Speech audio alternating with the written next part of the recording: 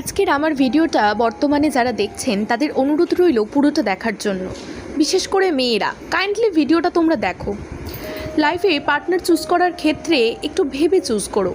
যদি তোমার পার্টনার তোমার এক্সপেন্সিভ গিফট না করে, কখনো ডিনার ডেটে না নিয়ে যায়, তোমার ছোট বড় ইচ্ছেগুলো না পূরণ করে, তার হাত কখনোই ধরো না। যেই মানুষটার ইনকাম 10,000, তারাও পারে তার স্ত্রীকে রানীর মতো রাখতে। আবার যার 50,000, হয়তো সে তার স্ত্রীকে চাকরানির মতো রাখে। মেয়েরা এক্সপেন্সিভ হয়, এটা জানা কথা। তাই যে ছেলে তোমায় ভালোবাসবে সে তার সবটুকু তোমায় উজাড় করে দেবে।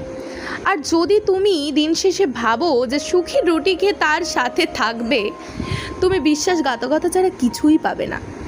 জীবনের প্রত্যেকটা ক্ষেত্রে বিবেচনা করা আর পদক্ষেপ নেওয়ার ক্ষেত্রে ভাবনাটা অত্যন্ত জরুরি।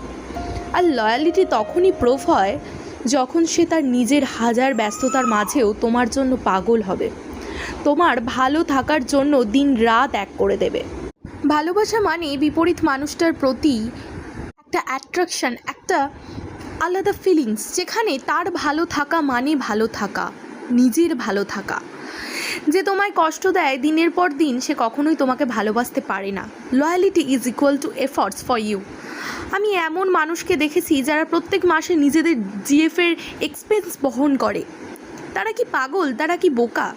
কিন্তু না, আসলে তারা হলো মেন।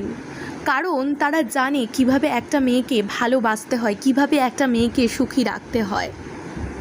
তাদের মা বাবা তাদের সঠিক শিক্ষা দিয়েছে একটা মেয়েকে কিভাবে ভালোবাসতে হয়, সেই শিক্ষা।